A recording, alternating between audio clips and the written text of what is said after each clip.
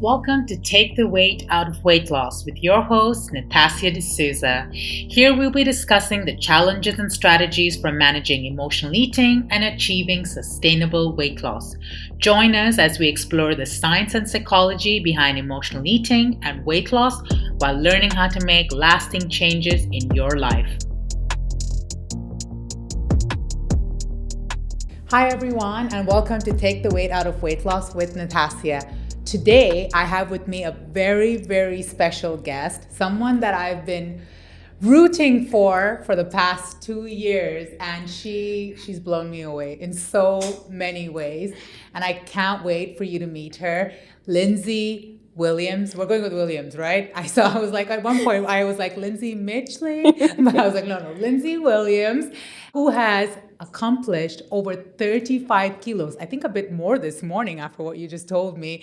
But I can't wait for you guys to hear her journey. And we're going to ask her some very intricate questions today. So we're going to see how that plays out. Welcome. Thank Lynsey. you so much. Thank you for having me. Oh, it's my absolute pleasure. You know, every time I see you, I can't stop smiling. I literally can't stop smiling. Like, that's how happy I am for you. And, you know, just the way you've evolved as a person. We're going to get right into it. First things first, if you want to just give us a little introduction about yourself, how much weight you've lost as of today, and then we'll go a little bit back in time. Yeah, so Lynsey Williams, I have been based in Dubai for the last 8 years. I started my journey probably December 23, I think it's fair to say we had our first conversation. And since then, it has been a bit of a roller coaster. I'm not going to say I was plain sailing, but I have now lost about 37 kgs. Congratulations. Yeah. That's a big number. Like 37 kilos. Did you ever think 2 years ago, you and I met at Shakespeare Cafe? Did you ever think you'd ever reach 37 kilos? Oh, never. I mean, not in my wildest dreams. I thought, like most other things, I'd do this for a few weeks and then it would go back because I never stuck to anything before. Kind of just thought, oh, I'll engage in this for a few weeks. Oh. And then it'll be back to square one again, or even before square one. I'm like super amazed. Again, proud. Okay, so let's get into this. Share a little bit about your journey and what was life like before you decided to take that turn. I know there were a few ups and downs. We've talked about it as well. So what was life like back then? Look, life was super busy from a work perspective. It can get stressful at times.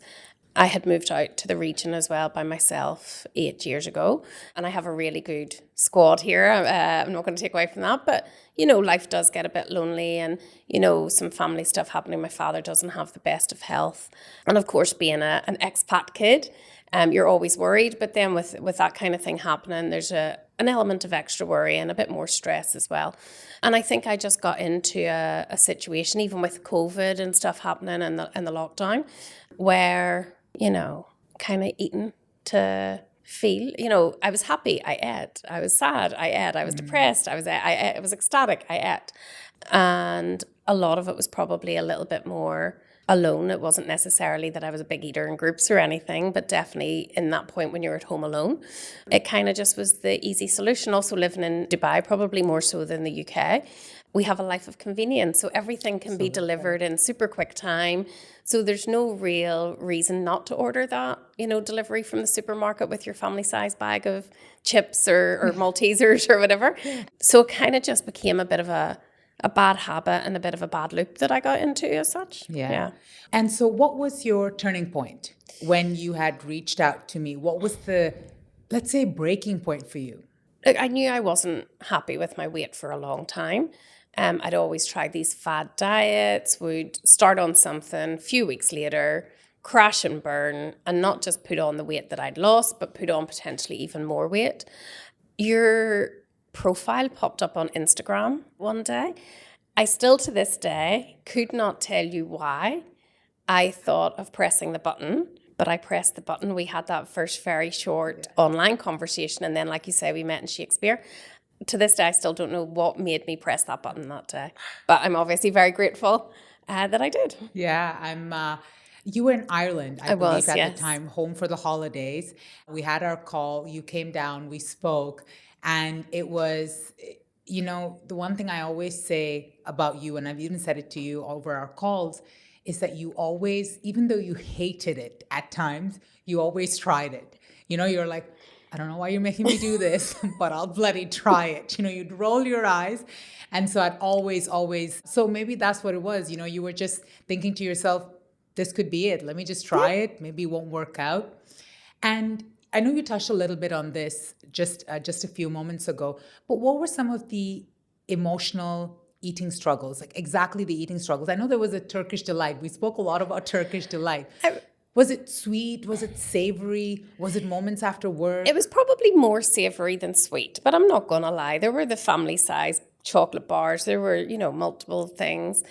Even just in terms of, if I was ordering something from Deliveroo, I didn't just order necessarily a main course. It was a starter and a main course.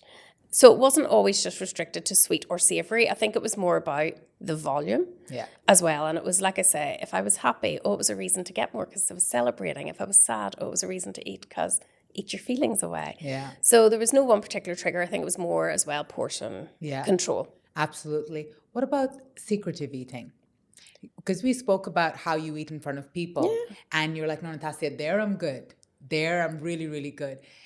Did you feel that sometimes because you ate so good in front of people, you had to make up for it in secret? Like, did that ever come up? I don't think it was necessarily about making up for it. I think, look, it was never perfect when I was eating around other people. I had like a lot, but probably a bit more restrained, right?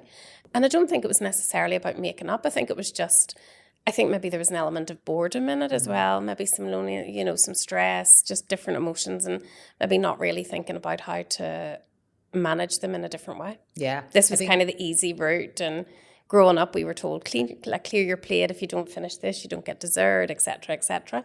So I think it was just more of it was just not knowing how to maybe process in other ways. Yeah. Like the walking, like now the weightlifting and all those other kind of release points that I have now. Absolutely. I mean, it's the Clean Plates Club, right? Yeah. We're all part of the Clean Plates Club. So you mentioned in the past the weight came back a few times. Can you take us a little bit through that on, let's say, your last major weight loss journey? Because I remember when we first started, that was the one that you used to always compare it, which is so funny because you're like, if I can just get to that point, I'm good. Then I'm smooth sailing. You way past that point. But let's take it back to that time, how you felt and how the weight slowly creeped back on. I don't think it slowly crept back on for a start. I think towards the end of like the serious COVID period, obviously, like I say, being at home a lot, just huge amounts of food, I kind of started trying to do things for myself, calorie counting and being sensible. And I think I had a meal plan at the time. And there was a couple of months where I was quite dedicated to it and lost some weight. Obviously not to the same extent as now, but lost a little bit of weight. How much specifically? It wasn't huge amounts now I look back. It was 5 or 6 kgs, but in my world, that was a good bit. Yeah. And I think at that point, I travelled. And over the summer, I was out enjoying myself. I was seeing friends. I was travelling. Just forgot about... I didn't bring scales with me. No, that's a very different story. And just decided to have fun and not think about balance or not think about going out and getting steps in of a day or, going to the hotel gym or whatever. And I ended up not just back to where I started, but actually worse than I started, every time. That's kind of what tends to happen with people, right? Was there over-restriction involved, do you think, when you were going through that diet?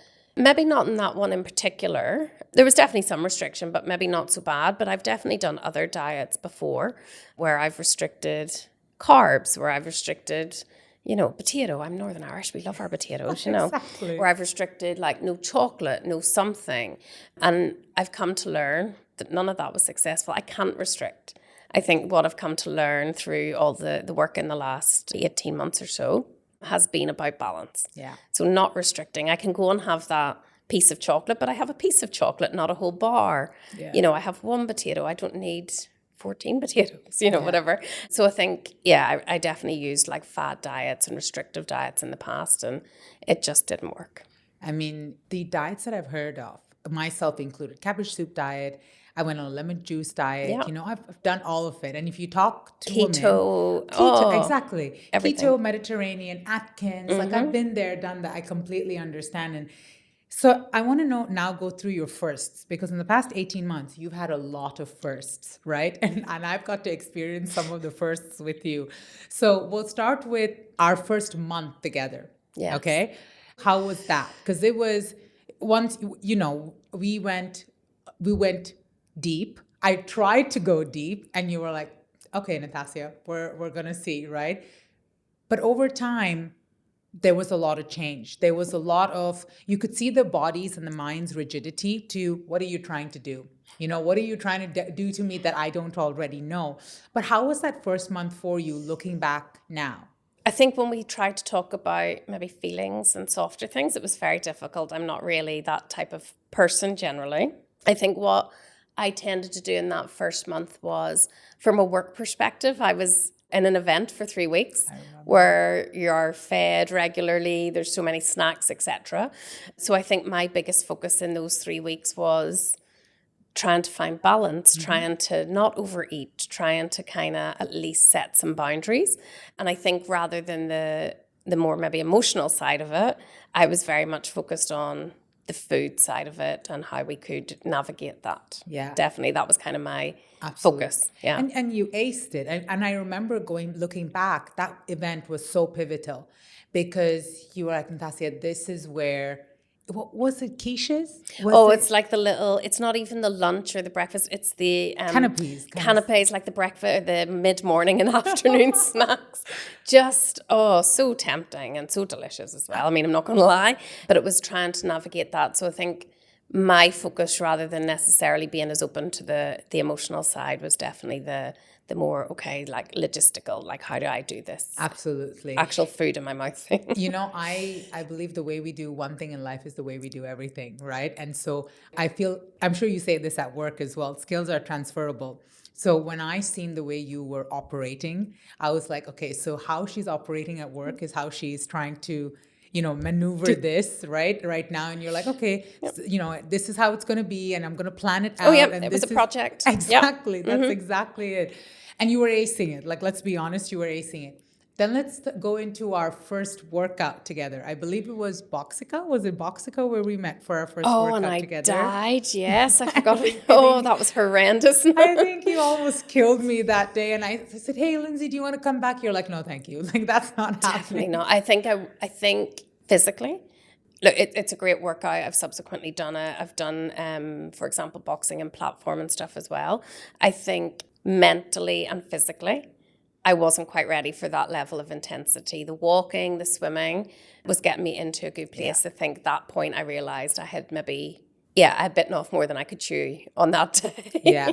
But I mean, this is what I mean about your resilience, right? You still did it. You stuck through the whole workout and you didn't even tell me when you were done how much you hated it, right? You were like, yeah, that was great. You said that was great. And you had to leave because I believe your friend was arriving that day. But then you told me right after, and I was like, wow, what a trooper. Like, she actually stuck through the entire workout. This is why I say there's a lot of firsts. The other first now I'm going to talk about is your first stumble, which was, I believe, when you were doing your big trip to America. Yeah. And this, for me, was scary. This was when I thought, I think I lost her. I don't think I'm going to ever hear from her ever again.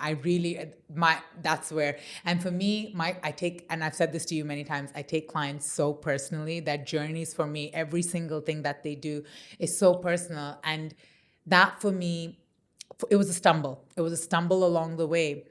But looking back at that stumble, let's talk about it a little bit more, because that was pivotal. For me, it was like, I originally thought, I was like, I'm never going to see this woman again. It's done. What happened? Like, what happened during that period of time? I know a lot of things were catching up. Yeah, I think we had spoken, I think the first week I was in the US, and my sleep was all over the place. Yeah. I was maybe surviving on 2 hours of sleep a night.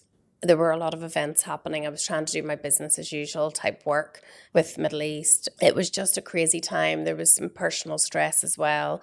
And I kind of just disconnected. I guess if I was probably looking back on it now, I kind of just thought it's not a priority, and kind of just retracted back to like old status. And then I got back to Dubai, and I remember being in the office, and I something came into my head to message, and I messaged you, and we had a call very soon after. Yeah. And we kind of talked through everything, got a plan back in place, and it wasn't a quick fix. It took a few weeks to kind of get back into the way of things. But yeah, again, there's just some points in this journey that I don't know why I re-engaged at points, or why I decided to reach out to you, why I decided to re-engage, why I started going to the gym when I did. I can't always bring to mind the reason, but there was something that made me message and come back. Yeah. And obviously now I'm very glad that I did. Absolutely. I mean, when you reached, I thought I was dreaming. I looked at my phone. I said, oh my God, she's messaged, and you're like, Natasha, I'm sorry I came back. And what happened during that period of time as far as food is concerned? Because prior to that, just so that everyone knows, Lynsey's structure was flexible dieting for the most part. So the way I structured things with Lynsey, and the way I structure things with most of my clients, is we had a set calorie for week. We had a free weekend day, which was steak and potatoes, glass of wine. Like, it was very, very flexible. It's not like I put her on a strict diet and she didn't want to see me ever again. I really want to put that out there. But food-wise, when that moment happened, because it sounds like a crash. Yep. And I think when we spoke on one of our calls at the States, I was like, Lynsey, you need rest. You need rest. Did food come back to that extent? It didn't come back to the same extent. Definitely not. But what it came back to was, so maybe the portion sizes weren't as big as historical events, but maybe the wrong choices. Fast food, a lot of heavy carbs, for example. And not that carbs are bad, but, kind of grabbing that croissant or something for breakfast, and then kind of just eating I was in the US, a lot of fast food, a lot of quick convenience foods. I would say the one thing that probably didn't come back to the same extent was the portion sizes. I think I was still a bit cognizant of that, but definitely just kind of the wrong choices for a while, and just kind of relying on the fast, the quick kind of turnaround. For the woman that's listening right now, right, that's on a weight loss journey and has had a stumble, because we all go through these stumbles. You've actually had a few along the way. Sure. You had one very recently in January, and you're like, Natasha, I don't know. It was quite light, but you the way you vocalize now is so different from when you vocalized 2 years ago. You were so, even listening to you, you said, Natasha, I don't know what it is. It's like, it's a slump. I'm not feeling really good. And I said, you know what, Lynsey, it's fine. It will pass. Let it pass. So for a woman that's listening to this right now, that's on that weight loss journey, has probably the same amount of weight to lose as you, maybe even more, what would you tell her when she has fallen off the bandwagon and doesn't know how to pick herself back up? I think a couple of the differentiators this time around for me has been the support network. And my friends have been supportive. But I guess historically, again, when I tried these fad diets, when I started, going to, exercise a little bit and staying at it for 3 weeks and going off the wagon, I didn't tell anybody. I was doing it, because I think also in my mind, I knew I wasn't going to stick at it. So look, as I told, on this particular journey, as I told my friends and family and things, that I was, being more mindful of eating, that I was going to the gym, and that I was lifting weights and blah, blah, blah. They have been fantastically supportive. I think before that, knowing that I could reach out to you. So I think it's about having, I guess, an accountability person or squad that you can really turn to be like, help me. Yeah. And I think that has probably been the biggest change in this journey this time around, and why it's kind of stuck. That's amazing. And, that being said, no matter what happened with your food, because you were very honest about your food, you're like, Natasha, that was a shit show. Like, that didn't turn out as it was supposed to be planned. But this woman stuck with her 10,000 steps more than I. Okay, I'm a little bit jealous as I say that. But you stuck with that 10,000 steps. So when did that come about? Because we started with 5, if I'm not mistaken. We bumped up to 6. And then the minute you hit 10, then it just became a thing. How and when did that start and stuck for so long? It probably became a thing around the summer last year. So I think we'd probably gotten to about 8,000 steps. 8 to 10, but maybe closer to 8. And then at the same time as we were ramping it up, I started at Roar, and obviously the weightlifting plus the steps. Absolutely. And I think it was kind of also a bit of a circle. The more I'd done the steps, I had my podcast in or my music on, and I go walking. And I really even found, like, the weight loss aside and all of that, from a mental health perspective, like to go out in the morning and have a nice walk, you know, around downtown or wherever I am, or if I'm traveling, I find somewhere to walk, is hugely beneficial. So I try now and get maybe 6,000 steps kind of locked in the morning before I go to work. Sometimes it's more if I have more time, I'll do it. But definitely 6,000, and then try and get the rest throughout the day. Like I say, aside from the weight loss, I think just the effect it has had on my calmness and my, you know, kind of stress levels, and just kind of like it just, yeah, just I just really like it. I just find it a very helpful way to start the day. Yeah. I don't look at my work phone before I go for a walk. I don't do anything apart from put my phone in and go out. And I think that is why I've kind of kept at it and kind of driven that. I'm also not much of a runner or anything like that, so steps are kind of the main way of getting my 10,000 in. I mean, you have to embark on these habits, right? And that's something you've always stuck to. So if we were to list some of your new habits that are part of Lynsey now, Lynsey who's lost 37 kilos, habits that you've never had before in the past, what would that include? I know them, but for our audience, the lady that's listening, that's someone that's trying to achieve that, what would be the habits? So the walking. And I would say now, if we look at the kind of steps tracker on the phone, it's probably between 12 and 15,000 steps a day, because I've also gotten faster in my walking pace and things like that.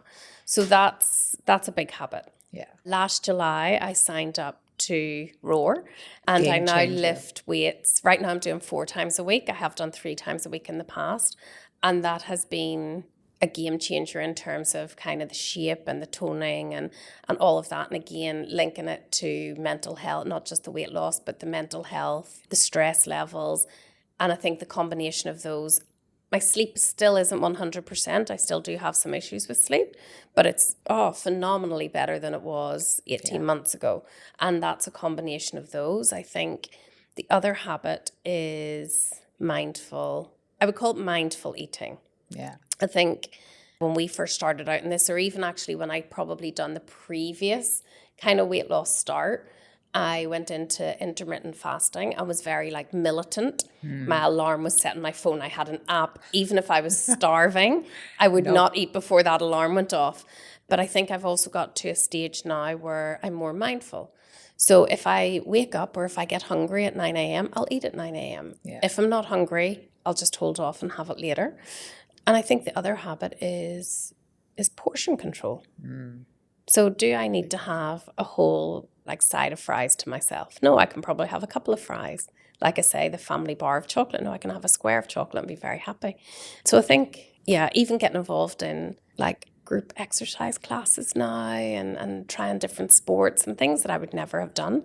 And I think probably the other thing that I've done is, I'm not going to lie, I still like a glass of wine and a drink, but definitely the amount of alcohol I consume is way reduced. And I think that was for, one, obviously the weight loss, because next day you want to eat the greasy food or whatever, but also like to go out and drink at night and then go to like a PT session or something at 7 or 8 a.m. I don't know how people do it, because I certainly cannot. So I think all of those things combined have kind of then transformed how I live. Yeah. There's some emotional habits as well that you've taken on board, as far as your phone, as far as, and I think that was a huge change as well. Yes. Coming back from the trip, you said, you know what, and I noticed it. I know you're amazing at what you do as far as work is concerned. I know it. You've been passionate about your work from day one. There was always, and I see this with very successful women like yourself, doing everything, bending over backwards, but then almost like putting yourself on the back burner. And it's not about not giving you 100% at work, but there was something pivotal that you did for work that really changed things for you. Yeah. So when I came out to the region 8 years ago, I originally came on a secondment, and I got my work phone, and I thought, I don't need a personal phone. I'm only staying for 2 years maximum, and then I'm going back to the UK. And for 7 years, I had my work phone and no other phone in the UAE, which meant my personal life and my work life were on that phone. Yeah. And it meant I was always contactable with work. And, nothing bad, but people WhatsApping at the weekend asking questions. I would see that because it's also my personal WhatsApp. Seeing emails come up, notifications. And I hadn't really fully thought about it until May 23 when I was getting my phone upgrade in the office. And they said, would you like to buy this handset? And I thought, yeah. I got a SIM card delivered in 2 hours. And I think I remember telling you about a week after, even within a week of having a personal phone, I could see, a huge, like a tremendous difference. Yeah. And then I just kind of had rules of, my work phone doesn't come into my bedroom because my phone was my alarm as well. So if I woke up in the morning and the alarm went off, the first thing I saw was work. So I never fully disconnected. So getting the personal phone and just kind of having that separation, hugely pivotal. I mean, just in being able to set rules. And I think also things like I get up in the morning, I don't tend to look at my work phone until I've went out for my walk. When I go to the gym, unless there's going to be something urgent, I don't take my either phone, actually personal or work, onto the gym floor. Yeah. That's my time. That's my focus time. That's my kind of mind clearing time. And again, I try and just keep it kind of separate late into the evening. It doesn't come into the bedroom. So that has been hugely, genuinely life-changing. And then the other thing is, like I say, mornings I tend to go for my steps. When it comes to the gym and my sessions with Hiba, they're non-negotiable. So they're locked in my calendar. If, for example, last week, a lot of times we do morning sessions because I feel fresher in the morning. But last week, we could only do 5 p.m. on Monday evening. That is locked in my calendar. That is my time. Even my team know now. My team have access to my calendar and they see the sessions with you or with Hiba or with whoever. And they know that's kind of, Lynsey isn't around for this bit. So it's become non-negotiable as well. There you go. And like this is, it's for people to understand that, you've done a lot of physical changes, but you've really changed so many aspects of your life to live who you are, and people now respect you and view you as this person. I've got to see Lynsey's calendar. Does she have a workout? I need to schedule my meeting or my time with her before or after her workout, which is so important because now they see you as that person, right? Which blows my mind every single time, but I love it. I want to talk about something that happens to so many of us on our weight loss journey. And I know you and I have struggled through a bit of those moments, which are plateaus, right? The good old plateaus. You've done every single thing in the book. You've weighed, you measured, you've tracked your calories, you've eaten really good, you've not gotten out, you even skipped the glass of wine because you're like, no, I feel like this is going to be the week. And then you step on the scale and it is frustrating. So frustrating. Tell me about your plateaus, how you see them now, and what you've kind of learned from them. I think at the start they were very demotivating. Absolutely demotivating. I think as the journey has gone on, even when there's a plateau, I've learned to appreciate other things that are happening. So if it was a plateau on the scales, maybe there was something in the measurements. Or maybe if there was a plateau, I'd been really consistent, at least in my gym activity or something. So I think, I'm not going to lie, I still get frustrated at times. I know I do. But I think it's become less of an issue because I try to think about the bigger picture and what else is happening. I've changed my fitness levels. I feel better. I feel healthier. My clothes fit better, all of that. So I think it's taken time and it still has an element of frustration, but it's thinking about the other things, the bigger picture. Yeah. And that has helped a lot. Yeah, absolutely. Yeah. Measurements, definitely. I know you've told me, like, Natasha, I'll take it this week, but if I see this again next week, it's going to be very frustrating for me, Just right? Throw the scales out the window. Absolutely. But I mean, you really, really managed it. And this is what I love about your journey. You keep saying it, 18 months.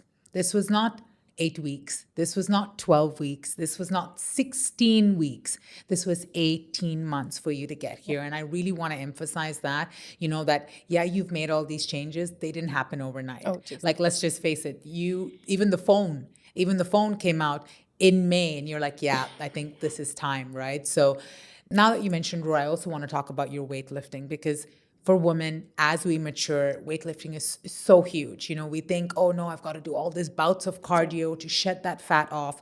You've been so religious with it. Roar has been such a huge asset for you, and you going there 4 times a week, best trainers, getting that specialized attention. Have you ever weight trained in the past? To this level? Not to this level, no. Yeah. I dipped my toe in, but like everything else, I backed away very quickly. So how has weight training been for you? Because it's progressing and it's progressing really well. Yeah. Again, I don't know what clicked last July when I was coming back from holiday. I was back home for a couple of weeks. I'd seen Roar open in my building, passed it a few times, but never thought anything of it. Coming back from a trip home. And again, something similar to when I clicked the button with you. I clicked the button to inquire with Roar. I think they came back very quickly. The next day I was down having an intro session with Sarah, signed on the dotted line. And I think the next day I was in with Jordan doing my measurements, kind of starting. Next day in with Hiba on my first session. I think the nice thing about the gym is just because of their setup and the people they have, the team they have.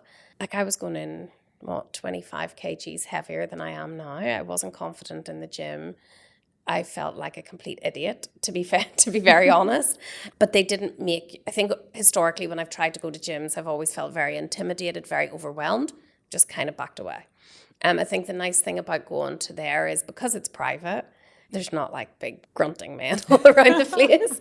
But they also didn't make you feel stupid or huge, or they celebrated the small wins. And I think that was a huge part in being able to stay with them. It's been a really interesting journey. I mean, I still hate the sled push. Nothing will make me enjoy it. But I think what it has done for my confidence, I think what it has done just in terms of, like I said, the change in body. So not just the losing weight, but the toning up and kind of the changing body shape. I mean, I have muscles now, which I never thought I would have. I've seen that in the Row promo video. So it's been such a fantastic, I think everything that I've invested in the last year or last 18 months in terms of time and money and commitment, I think has all been totally worth it, and clearly totally worth it because I'm still doing it now. Yeah, absolutely. As far as lifting goes, toning, building muscle, so many women get so fearful of it. They get so scared of it. And they think, no, I don't want to get bulky. And I don't want it. And I would rather just spend hours on cardio. For you specifically, what has that done for you as far as moving your weight loss going and as far as your strength? Let's put it that way. So in terms of the weight loss, like when we first met and joining Roar in July 23, I had lost about 10 kgs and I was on the right track, but I guess I don't know what clicked for Roar specifically over other things. But I think we talked about this, I knew I kind of needed to do something else. The steps alone, I think by that time, we recognized, and you were kind enough not to like over push me, but I think we both knew the steps weren't going to be enough for that like longer term stuff. So I think that first 6 months was about 10 or so kgs. And then since July last year to now, about 25, 27 kgs. Yeah.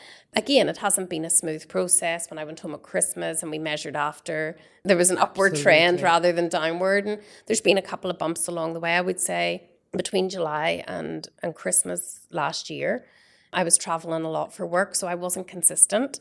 Week on, week off, 2 weeks on, 2 weeks off. And I, at that stage, still didn't have the confidence to go to a hotel gym. So I was more focused on the steps. But for some reason, I kept going back when I was in Dubai. And I was still still having my sessions with you and things. And then since January, thankfully, from a work perspective, my travel has been a little bit less. So I was able to be consistent. I think my strength has improved, phenomenally. I mean, as much as I hate the sled, I think I'm pushing like 50 kgs plus the weight of the sled. So definitely, I mean, when I first went in, I couldn't even push an empty sled. So it has worked wonders for my strength. I definitely haven't bulked up. I think I've toned up. Yeah. Problem being I still have, some loose skin. But I can see where I've got muscles now that I didn't have, strength that I didn't have, and confidence that I didn't have before. I'm so happy you brought up the confidence because that's something I want to touch upon. What has it done for your confidence in comparison? If you look at Lynsey back then, we have some pictures from when we first started. How did Lynsey feel about her confidence back then and when she showed up in front of people, and how does she feel now? There was definitely an element of like a front, right? I think I've always been fairly confident, just the nature of kind of me as a person, the nature of my role and things like that meant, I had to talk a lot. I had to kind of be out there a bit. But I think some of it was a bit of a front, right? I think there was behind the scenes like super nervous, not at all comfortable, and also, like significantly overweight, so not comfortable with things. Now I think I'm actually confident because I think I'm happier. And not that I was unhappy. I think just everything together was, just not a great headspace. So I think the confidence is actually more authentic now, I guess. Yeah. Even going into shops and things, yeah, definitely. I think it's more authentic is how I would do it. I think a lot before it was maybe a bit of just a cover. Yeah. How do you feel now when you look in the mirror? Mostly pretty good. I'm not going to lie, like the loose skin kind of does frustrate me a little bit, very honestly. But overall, I mean, when I look back at some of those before photographs and things, and I can see where, shape has changed, my legs have shrunken, different things have happened. Even my face, I guess, just in terms of some of those initial photographs. So no, I'm definitely like mostly happy. Of course, like anybody, there's going to be some bits that I'm not happy with, but I think that's human nature as well. Yeah. I mean, do you mind if we touch on the loose skin? No, go ahead. Yeah. So, I mean, the thing with loose skin, right? I struggled with it. I've had a tummy tuck. We've talked about it. I still struggle with loose skin on my arms. It's why you guys see me in long sleeves most of the time, because I'm not ready to do that surgery just as yet. But, it's part of the process. It is really, really part of the process. Did you expect it to be at the extent that it is? I actually probably expected it to be a little bit worse, particularly at my stomach, I would say. I think my legs and my arms are pretty, I can see, for example, like the underarm and the inner thigh, they're bad enough. I think I expected my stomach to be worse than it is. But there is a significant bit there that... Yeah. Does it weigh out the work that you've done? No. I would rather have the loose skin than be at the plus 37 kgs that I was 18 months ago. Thank you. Thank you so much for saying that, because I can't tell you how many times women message me and say, if I have to struggle with loose skin like you, I would have just not lost the weight anyways. And I said, are you kidding me right now? Are you going to compare a weight loss journey to loose skin? And I get it, there's scars, it's an invasive surgery, there's things of that sort. Are you thinking of plans as far as loose skin goes? Yes. Yeah, I am definitely thinking of plans. Tummy, boobs, arms, legs. Don't know whether the arms and legs will ever get there, but in terms of priority, tummy is definitely a priority. I think I could go to the gym all the time and do all the steps in the world, but it's not going to remove the loose. Yeah. It's not going to do anything to the loose skin. So no, it's definitely on the agenda. Thank you for being so honest, because people lose the weight. They'll do all their nips and tucks and they're like, well, I lost the weight. This is what I look like. The harsh reality is you're left with stretch marks. I have stretch marks in places that you can't even imagine, right? Loose skin, a tummy tuck scar. I have loose skin on my arms. It's the reality. And it's like you said, I would not give up any of my journey because I'm with this right now. One of the things I want to think about is here. I've noticed here. And I think it's a combination of age and the weight loss. So I'm just not quite ready to do anything yet. But Yeah. But have to do something. You look phenomenal. I'm going to put it now to the audience and other people, right? You said you have an amazing squad.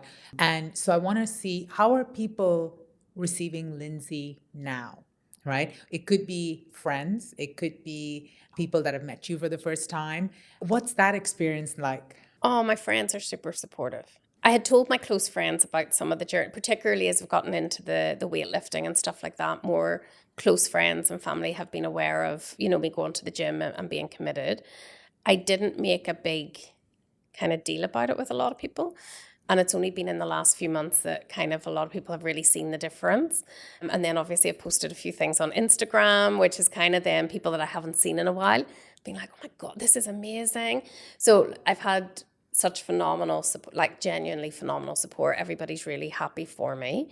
And it's been great then to talk about it. Mm-hmm. Like, it's really weird now that I never thought I would be that person that, I was talking to some people in the office this week. I was in Riyadh earlier this week talking to some people that I hadn't seen in a while.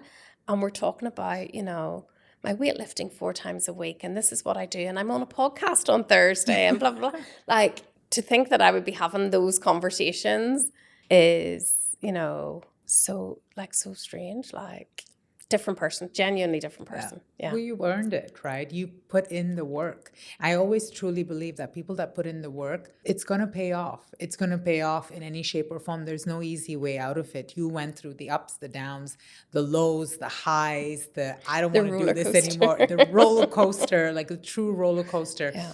What about the people that meet you for the first time? You know, do you find a difference from Lynsey then to Lynsey now in the way people show up or respond to you? Oh, definitely sometimes. I would say in more situations like going into shops, for example, particularly maybe those higher end shops. Yes. Because, you know, historically I maybe went in for accessories or bags or shoe, whatever.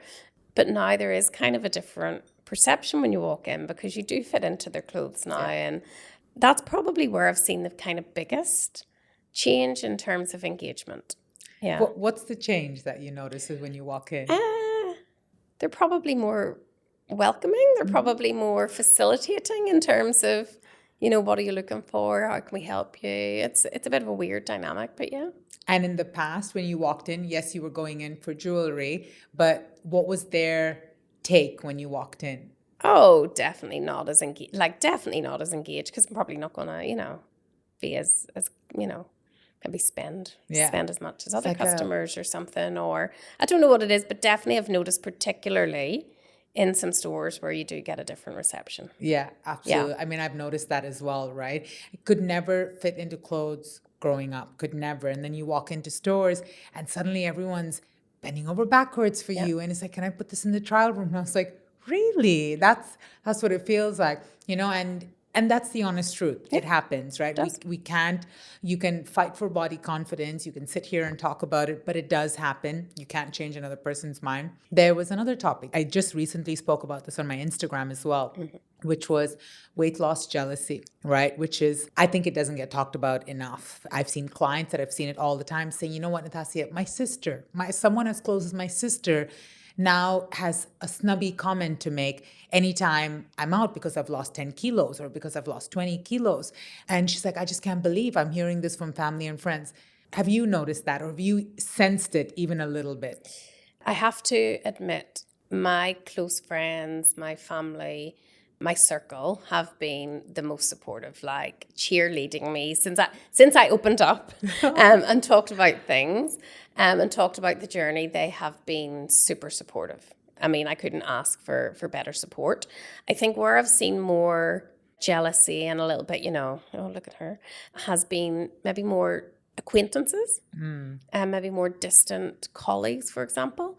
Definitely not in those people that I would consider close or anything, but I definitely have saw a bit of I've been very lucky that those closest to me have been phenomenal cheerleaders, phenomenal. Yeah. I love that.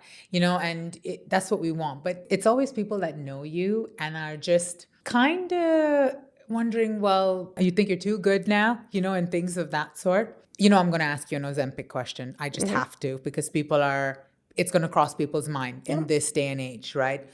And I'm going to base the question on that. In this day and age, given the fact that I know you way before Ozempic even became a craze, so I can vouch for Lynsey. I'm just going to tell you guys right now. In this day and age, when you see massive weight loss stories, I've seen it, I've experienced, I speak to these clients, right? And, you know, everyone needs their own tool to get to where they need to be. Is it a quick fix and an easy fix in some cases? Yes, I will admit that. What is your take on that? And do you find that, do people come up and ask you, hey, was it a weight loss injection? 100%. Oh, yes. Wow. People have said, oh, are you on the injection? Because it's very popular in the workplace. And are you on the injections? No. That being said, if I was starting my journey this year, so when I started in January 23, Ozempic, Mounjaro, all of that was not a thing. It was just not something we heard of. Had I been starting in January 24, would I have done it? Probably. I'm not going to lie. I kind of just think each to their own. I know some people taking it. Each to their own. I think at an appointment where I was offered by the doctor, would you like to consider this? We talked about this. And again, I'm not against it. Whatever people need to get to maybe kickstart the process. My take on it was when I was offered in the summer, I've kind of came this far. So I kind of owe it to myself to continue. But if I started my journey later in the years, then I probably would have taken it. Yeah. I'm not going to lie. It would have been kind of an easy start. Yeah, absolutely. A kickstart. Your actions speak louder than words. That's, for me, that's really big, right? Because if you were on Ozempic, I mean, let's be honest, Ozempic, Manjaro, any Saxenda, whatever type of a GLP-1 injection was out there, you would be eating incredibly less. You would not be able to lift the amount that you are lifting 4 times a week, right? And why would you even bother with 4 times a week? Yeah. That's the big thing. So if anyone's listening to this story right now and thinking, oh, there could be some weight loss injection involved, this is why I asked you about your habits, right? This is why I asked you about your day-to-day life, because a person's day-to-day life predicts how they respond. Is it injections? Because I feel like there's a very heavy reliance on injections. If you look at, you have people that say, you know what, no, I'm really going to make a good lifestyle out of this. And I have clients that are like, no, I'm going to do a full 180 on this. I'm going to work out. I'm going to do the emotional eating. I'm going to learn how to eat better. And then you have people that say, nah, I'm just going to eat a few blueberries and go for 3 months and see how it goes. So I'm glad you shared that. Now I'm going to ask you a few questions that we've received from people on Instagram that are very curious about your weight loss journey. So I'm going to pull it up. So I'll start with the first question. I'm not going to say anyone's names just for privacy. So I'll start with the first one. I have a lovely lady asking, do you ever feel like it's too late to try to lose weight? Oh, I definitely have moments where I was like, I'm over 40 now. No, I definitely have moments where I was like, kind of what's the point? But again, for whatever reason, it's clicked this time, and I'm probably healthier than I was in my 20s now, which is phenomenal, like fantastic. Like I love it. But I definitely had moments like that, 100%. Yeah. Did you, just for reference so that everyone knows, when was the last time that you were the weight that you are right now? Just so that people can... Oh my goodness. At least 20 years ago. I wouldn't know for sure because it was a long time where I just didn't weigh myself. Yeah. So it's at least 20 years, if not slightly more. Right. So that answers our question. It's Yeah. never too late to start trying. We have another question here that says, will you keep losing weight or is it enough? So my goal right now is another approximately 4 kgs. Once I get the 4 kgs off, I think I'm done. Because then at that stage, I think to our earlier conversation, it's more looking at the loose skin and the surgery potential and stuff like that. But for actual weight loss, it's 4 kgs more. And then I think that's enough for my body shape. What about on a fitness standpoint? How would that proceed? So look, I think I found my 2 things. The weightlifting and the walking are my non-negotiables. Now I think other classes come and go, other little bits come and go, but I think those are my non-negotiables. I think maybe 3 times a week might be more. I think I've done 4 times a week for purposes of kind of getting to where I am now. I think 3 times a week is probably more sustainable for me, plus the steps, plus maybe a class or 2, but changing those up. But the fitness for me, not just from the weight loss and the maintenance piece, but again, going back to the kind of mental well-being piece, has to now stay in my life. It's a habit that I notice the difference if I don't do it. Absolutely. Yeah. If you go back to your old habits, you're going to start looking like the old you. Exactly. Right? I keep saying that. All right. So we have another question here. When and why did you decide you're not looking back, but moving on from the old you once and for all? Not to pinpoint the time again, but I think it was when we got to signing up to Roar last year. I think we had done this journey with the first 10 kgs, and I recognized that there was movement, but, you know, movement on the scale and even me moving with the steps. But I think we recognized, and I recognized that wasn't enough. So Absolutely. That I think probably was the turning point of me going, I need to invest more now because I don't want to go back. So I think that was probably the kind of point at which I realized this is a longer term. I mean, it's the investment in yourself, you know, and what got you here won't get you there. Yeah. Right. And so we always knew it had to come, Yeah. and it had to be that either a PT, it had to be the gym, it had to be something that would get you there. Right. And it was a perfect fit for you. Yeah. It was a private, it took away that fear. It was right in your building. It was like, there's no excuse. There's no hiding from this. And so I love that you shared that. And, you know, it's really pivotal. I'm not a PT. I can't teach you how to lift weights or do it in that way. I can show you how to eat. I can show you how to process your emotions better. For me, I'm so happy that you took that step because it has really led you to get to this life in a completely different level and view life in a completely different way, you know? All right, so this pertains more to a little bit of the work that we've done. So it says, what is something different that you learned through Feel It, Not Feed It? So the program that you and I started that you already didn't know about in regards to food. It's not necessarily that I didn't know it. I did know it, but I think just through our work and our sessions, the idea that, you know, it's okay to have moderation. It's okay to have balance. It's okay to have, like I said earlier, that bit of chocolate, that glass of wine. It's about balance. It's about that one meal a week that you have as like that treat, like the enjoyment of it, you know, really tasting it, really savouring the moment. And it wasn't, like I say, it wasn't that I didn't know portion should be this size or this should be this, or serving sizes on packets or whatever.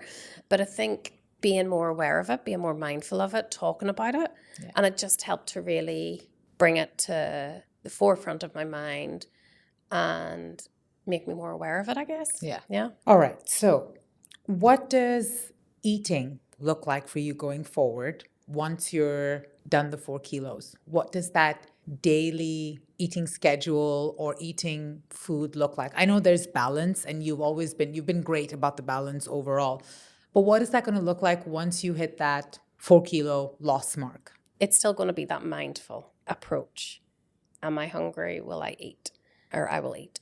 But it's being, you know, I think given the fact that I've been bigger, given the fact that I've been on this journey, I'm always going to have to be aware. I'm always going to have to stand on the scales every week to make sure that I'm not drifting too far from that goal weight. But I think I have more of an awareness of food now. I have more of a, you know, I can have my, you know, eggs in the morning or whatever. So I think it's just having that mindful approach and just being aware, not just of changes on the scale, but changes in, do my jeans feel a little bit tight? I need to turn the screw a bit on something. I'm clearly indulging in maybe too much carb or something. I think the protein goal has to kind of stay front and center because that's been really helpful. But I think it is just having that mindful approach, that balanced approach, and that awareness that I kind of always have to be on guard. I don't want to go back now. So have I put on a couple of pounds or kgs on the scale? Are my pants feeling a little bit tighter? Hey, let's rein it in for a few weeks and get back to that maintenance weight. That's what you speaking music to my ears. Like I'm hearing you speak. I was like, that's exactly where we need to be. You know, it's not a weight loss number. It's a weight loss bracket. And it's the pants, it's the shirt. And, you know, people can look at it and say, oh, maybe that's a bit obsessive. Now you're going to constantly be, but you kind of have to be. It's not being obsessive. It's just, you know, taking care of your health. Yeah. That's okay. That's a normal thing. And that's part of you now. And I'm so happy. I feel like I'm so honored to be a part of this journey with you. I truly, truly am. I know we see each other once every 3 weeks now, but I still get to get your updates, see how you're doing, see how you're progressing forward. And every time I look back, I told you, I can't stop smiling every time I look at you because I'm just so happy for you. I'm so happy for how far you've come. Before we leave, I would ask you if you have any parting words for someone who's maybe just starting out, for someone who may have given up, or someone who may not know where to start, may not have access to the resources. Any parting words for them? Find a person. I think reaching out and starting the journey by reaching out to you started this whole journey. It doesn't need to be a profession. I was very honored to have Natasha. You know, find a friend that you can talk to, get somebody that, you know, you can kind of be accountable with. I think having that on my journey has been the change and has kind of been why this one has stuck more than any of the other ones in the other years. Absolutely. Yeah. Thank you. No, thank you so much, Lynsey. And I think we're going to give them an update to see how things go post makeover. Let's put it that way. Thank you so much, Lynsey, for joining us today. Thank you for joining us on Take the Weight Out of Weight Loss podcast. We hope you find the information and strategies discussed helpful on your journey with emotional eating and weight loss. Feel free to let us know what topics you'd like to see covered in future episodes. And see you next week for a brand new episode.